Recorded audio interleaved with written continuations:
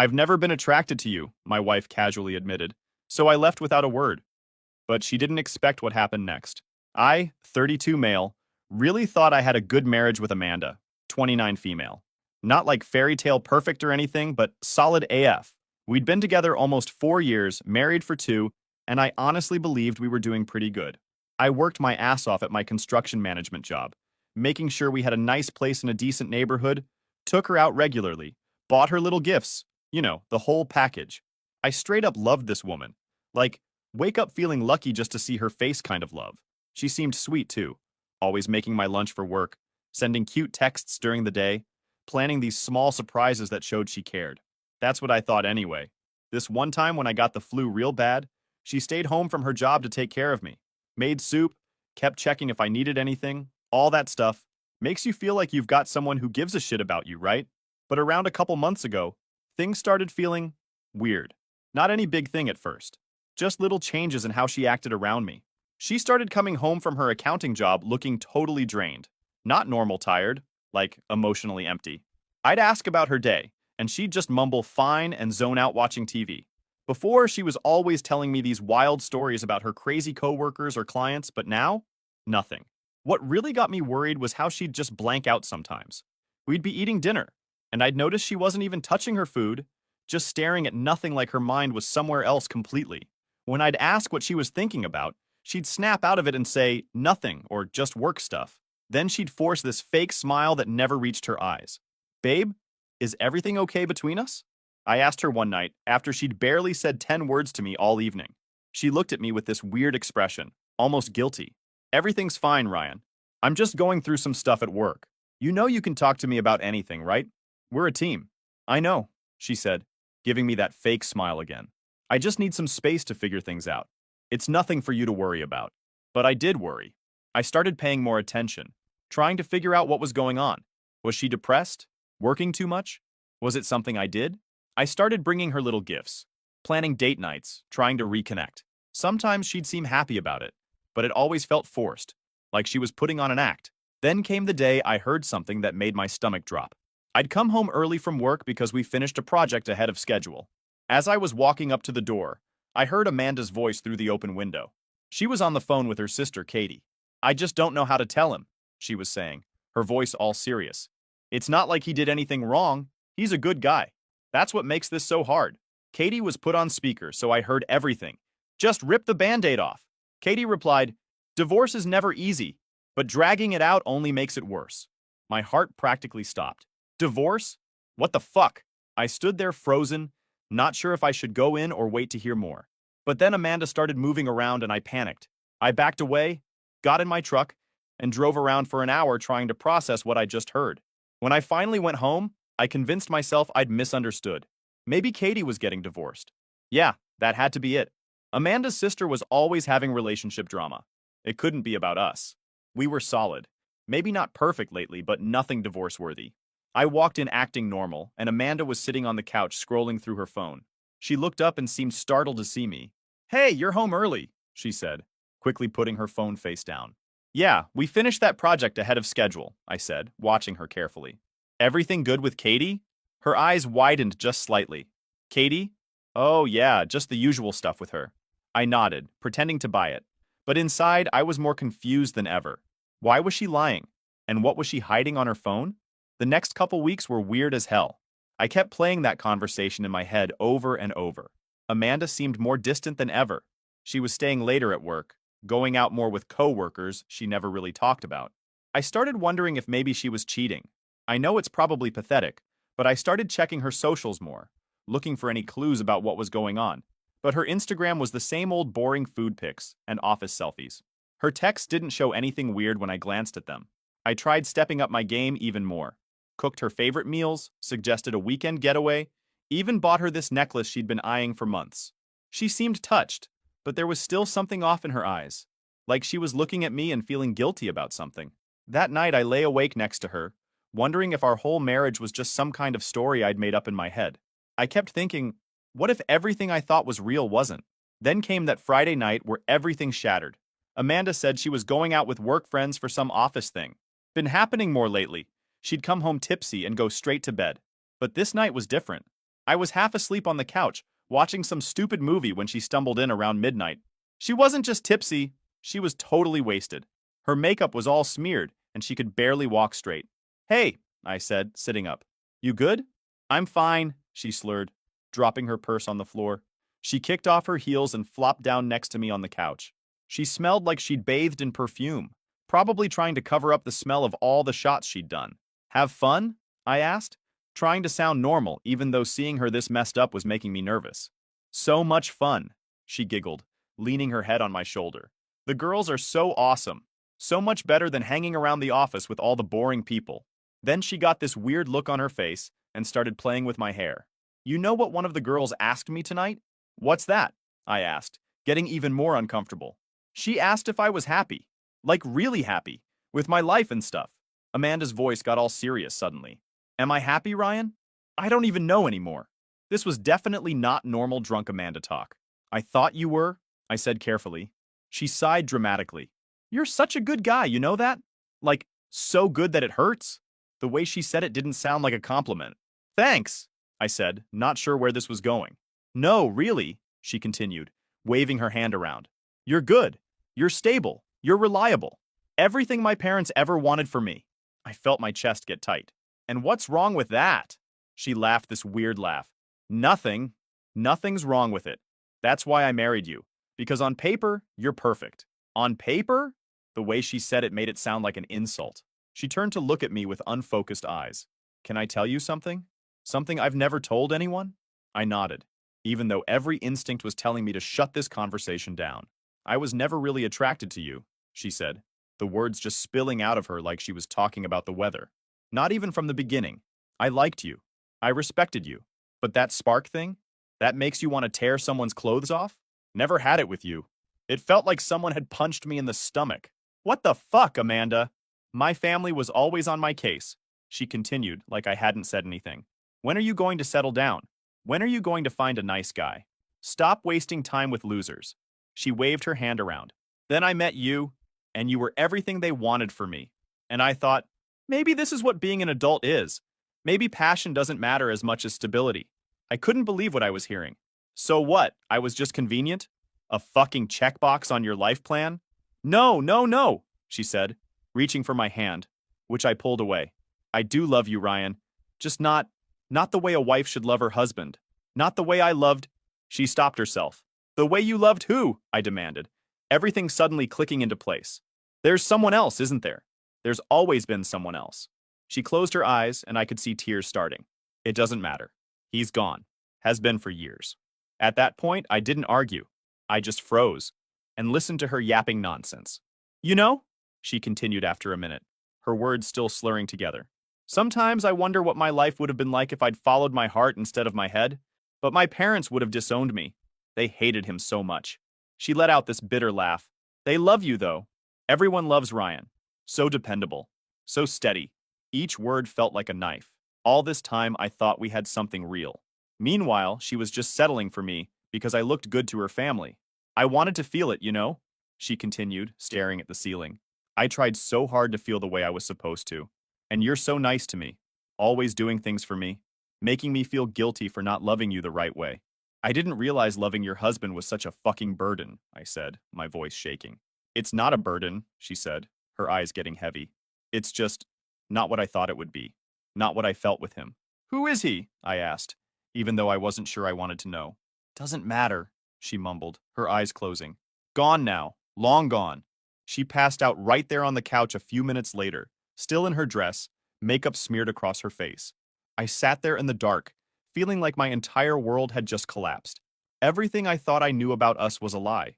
Every kiss, every I love you, every night we spent together, all built on bullshit. I was just the safe choice, the guy her parents approved of, the backup plan for when her real love didn't work out. I grabbed a blanket and put it over her, not because I felt any kindness toward her in that moment, but because it was just automatic after 4 years together. Then I went to our bedroom alone and packed an overnight bag. I couldn't stay in that house. Not after what I'd just heard. I checked into a motel a few miles away.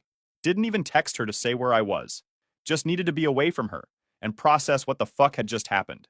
I lay on that lumpy motel bed staring at the ceiling, replaying her words over and over. I was never really attracted to you. I couldn't stop wondering who this guy was. This person she'd apparently been comparing me to for our entire relationship. I had so many questions, but I wasn't sure I could handle the answers. By morning, my phone had about 20 missed calls and texts from Amanda. Typical panicked stuff. Where are you? I'm so sorry. Please come home. I didn't mean what I said.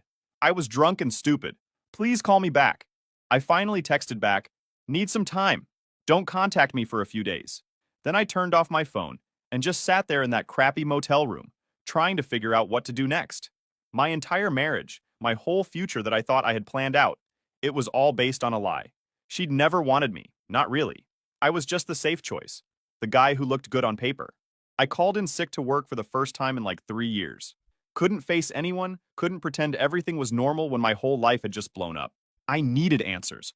Needed to understand how I'd been so fucking blind. The worst part? A small voice in the back of my head kept saying, maybe I'd known all along. Maybe I'd sensed that her feelings weren't as strong as mine, that something was missing. But I'd ignored it because I wanted so badly to believe she loved me the way I loved her. Monday morning, I called in sick to work for the first time in 3 years. I couldn't face anyone. Couldn't pretend everything was normal when my whole life had just exploded. I needed answers. Needed to understand how I'd been so fucking blind. I remembered that one person who might know the truth. Jen, Amanda's best friend since college. If anyone knew about this mystery guy Amanda was still hung up on, it would be her. I'd always gotten along decent with Jen. Not like we were buddies or anything, but she seemed to approve of me and Amanda together. Would she tell me the truth? Only one way to find out. I texted Jen asking if we could meet up for coffee. Just said I needed to talk about Amanda. She seemed surprised but agreed. We met at this little cafe downtown. Neutral territory. Man, the look on her face when she saw me told me everything. She knew. She fucking knew my marriage was a sham and never said anything.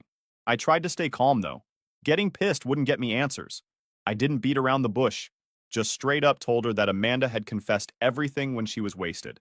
About how she was never attracted to me, how she married me to make her family happy, how there was someone else she really loved. I watched Jen's face the whole time, looking for any reaction that would tell me she was surprised. There wasn't one. This wasn't news to her. Jen tried to soften it at first, saying Amanda did care about me, just maybe not in the way I thought. Like that was supposed to make me feel better? But when I pressed her about who this guy was, she got all uncomfortable and said it wasn't her story to tell. That pissed me off. My whole marriage had been a lie, and she was worried about betraying Amanda's confidence? I pushed harder, and Jen finally gave me some basics. Said it was someone from before Amanda met me. Someone her parents hated. It ended badly, and Amanda was a mess afterward. Then she met me, and I was stable and kind. And Jen thinks Amanda genuinely wanted it to work. When I asked when exactly Amanda started acting weird, Jen said it was around January. That's when it clicked. January was when Amanda's company merged with another firm. When she'd started having all those after-work events and coming home later, the pieces were starting to fit together. I flat out asked Jen if this guy was back in Amanda's life, if he was working with her now. She didn't want to answer, but her face gave it away. I knew right then that whoever this dude was, he was back. And that's why Amanda had been so distant. I left that coffee shop with my mind racing. If this guy was back, if they were working together, that explained everything. Her distance, her guilt, those mysterious late nights at work. Back at the motel, I tried to come up with a plan. I needed to know everything. All the lies. All the secrets.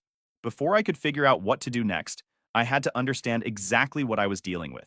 I decided to go back to our house when I knew Amanda would be at work. I didn't want to face her yet. Didn't trust myself to keep it together if I had to look at her. The house felt different now, like I was walking into a stranger's place. I headed straight for our home office. Amanda always left her laptop unlocked, another sign of how much she trusted me, or maybe how little she thought I'd ever question her. I wasn't proud of what I was about to do, but I needed answers. Started with her emails, scanning through work communications, looking for anything suspicious. Nothing jumped out at first. Then I checked her Google Drive and found a folder labeled Personal that I'd never seen before. Inside were dozens of documents that looked like journal entries. The first one was dated from 6 years ago, before we'd even met. I saw him today. Derek.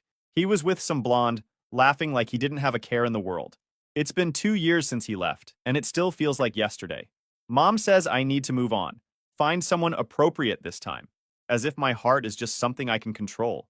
As if I can just decide who to love. Derek. I finally had a name. I kept reading, scrolling through entry after entry, watching the timeline of our relationship unfold from her perspective. The entries from when we first met were almost clinical. Ryan seems nice, stable job, good family, polite, mom already loves him. He's nothing like Derek, which I guess is the point. My heart started aching. And there was one from right before our engagement. Ryan proposed tonight. I said yes. Everyone's thrilled, saying how lucky I am because he's a good guy, crazy about me. But right now it feels like someone tore my heart out. Still, that should be enough, right? People settle down for way less every day. Maybe eventually, my feelings will catch up, and this ache in my chest will fade. It has to. It made me sick to read it. All this time, I thought we had something real. Meanwhile, she was convincing herself to settle for me. I also saw the entries from January of this year. Derek's back. His company merged with ours, and suddenly he's there, in the same building, taking up all the oxygen. He looks the same, but different, more mature. He asked about my life, and I showed him pictures of Ryan and our house, talking about how happy I am. The biggest lie I've ever told. We had drinks after work. Just as colleagues, I told myself.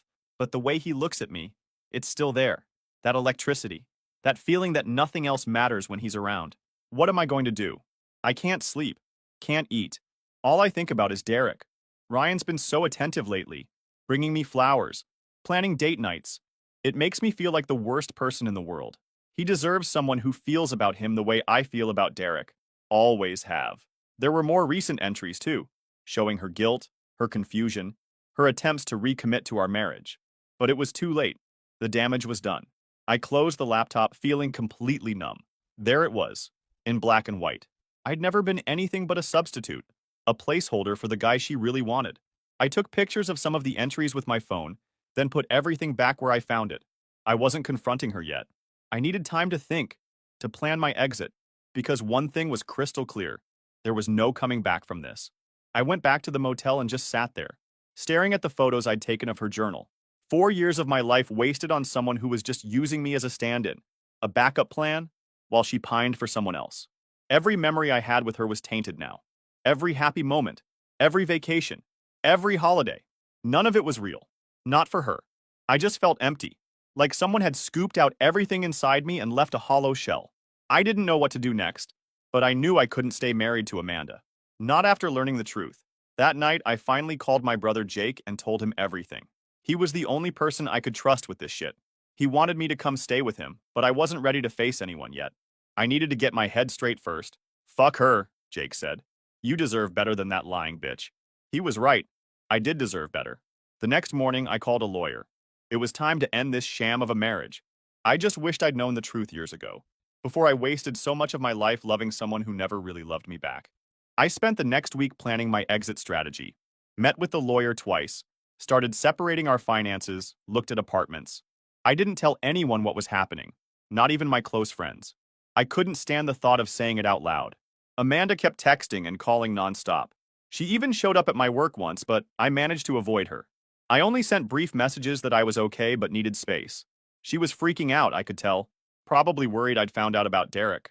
The lawyer said I had a solid case for at-fault divorce based on emotional infidelity. But honestly, I just wanted out as clean and fast as possible. I didn't even care about getting everything I was entitled to. Just wanted to be done with this fake marriage. After about 10 days of staying away, I decided it was time to face Amanda and tell her I knew everything. I arranged to meet her at our house on a Saturday afternoon. I'd already moved some essentials to a new apartment I'd found, so I wasn't going to be trapped there. Driving up to the house felt weird as hell. This place I thought we were building together. It was all based on a lie. I sat in my truck for a minute, trying to prepare myself for whatever she might say or do. I wasn't going to let her manipulate me again. When I finally went inside, Amanda looked terrible. Her hair was a mess. She had dark circles under her eyes, and she was wearing one of my old sweatshirts. Classic move, wearing my clothes to play on my emotions. She ran toward me like she was going to hug me, but I stepped back. She launched into this whole speech about how sorry she was, how the things she said when she was wasted weren't true, how she'd been stressed about work and took it out on me. She kept saying she loved me, that she'd always loved me, that she couldn't imagine her life without me. I let her talk herself out, just stood there watching her perform, because that's what it was, a performance, one she'd been giving our entire relationship. When she finally stopped, I told her I knew about Derek. The color drained from her face. She tried to play dumb at first, asking who, like she had no idea what I was talking about. But when I told her I'd read her journal entries and seen the letters, she collapsed onto the couch. For a minute, she just sat there staring at her hands. Then the excuses started pouring out. Derek was just an old flame. Those journal entries were just a way to process confused feelings. She'd been trying to let go of the past and focus on our marriage. I didn't buy any of it. I told her I'd read everything. I knew she'd been comparing me to him our entire marriage. I knew she'd been pretending when we were intimate, maybe imagining him. I knew she saw me as the safe, boring choice her parents approved of. Then she switched tactics. Started saying I'd invaded her privacy, that checking her computer was a violation of trust. Like she was the victim here. I almost laughed. The fucking nerve of this woman, cheating emotionally for our entire marriage, and somehow trying to make me the bad guy for finding out. I pulled the divorce papers from my bag and set them on the coffee table. Told her I was filing for divorce and had already moved most of my stuff out. That's when the waterworks really started. Full-on sobbing, saying I was throwing away everything we'd built together over a stupid mistake. I asked her which mistake she meant. Marrying someone she wasn't attracted to? Writing love letters to another man while wearing my ring? Or lying to me every single day for 4 years? She got real quiet after that. Then came the line that really showed who she was. After everything I've done for you, this is how you repay me? I cooked for you, cleaned for you, supported your career, played the perfect wife at all your work functions. I gave you the best years of my life. That's when I lost it a little. Told her I never asked for a perfect wife. I just wanted someone who actually loved me, who didn't have to pretend when we were together, who wasn't secretly writing love letters to another man while I was busting my ass trying to build a life for us. I suffered through sex with you for 4 years, she yelled, her face getting all red. Do you know what that's like? To let someone touch you when you're not attracted to them at all? I did that for you, because I was trying to make it work. And there it was. The truth, finally. She saw being intimate with me as something she suffered through. Every time I thought I couldn't feel more humiliated, she found a new way to twist the knife. I stayed calm somehow. Just said, thank you for finally being honest. This makes my decision even easier. She backtracked immediately, saying she didn't mean it. She was just angry and hurt. But I was done listening to her lies. I told her to sign the papers or don't. Either way, I was gone. I wasn't going to fight, wasn't going to drag it out. I just wanted to be free of her and this fake marriage. As I was leaving, she grabbed my arm and said something I'll never forget. He doesn't want me either, you know. Derek. He just wanted the thrill of sneaking around. Once I told him I might leave you for him, he backed off, said he wasn't looking for anything serious. That's not my problem anymore, I said, and walked out the door. I went straight to my new apartment. No fake relationship, no pretending. Just a place where I could start to rebuild my life without living a lie. That night, Amanda blew up my phone with texts and calls. She veered between begging me to come back and threatening me with how hard she'd make the divorce if I didn't. I didn't respond to any of it, just silenced my phone and tried to get some sleep in my new place. I wasn't naive enough to think this was over. Amanda wasn't the type to just let me walk away. She'd invested too much in our marriage. Not because she loved me, but because it made her look good to others. The perfect husband, the perfect house, the perfect life. All a show she put on for everyone else. 3 days after our confrontation, a delivery guy showed up at my apartment with like 20 bags of takeout from my favorite restaurant. There was a note saying, I remember what you like. I do pay attention. Please call me. I gave the food to my neighbors and didn't respond. Meanwhile, I was just trying to get my shit together. I went back to work and had to deal with all the awkward questions about why I suddenly moved out. I gave vague answers about growing apart because I didn't want to get into the humiliating truth. But about 2 weeks after I left, Amanda showed up at my apartment unannounced. Just knocked on the door on a Sunday morning while I was still in my pajamas. She looked different. She'd cut her hair short and was dressed up like she was going to church or something. Totally not her usual style. I almost didn't let her in, but my neighbors were in the hallway, and I didn't want to make a scene. Big mistake. As soon as the door closed behind her, she started crying, saying she'd made the biggest mistake of her life and she'd do anything to fix it. When I didn't immediately fold, she switched tactics and started listing all the practical reasons we should stay together. The house we'd lose, the financial hit we'd take, what our families would think, how dating again in our 30s would suck. Not once did she mention actually loving me.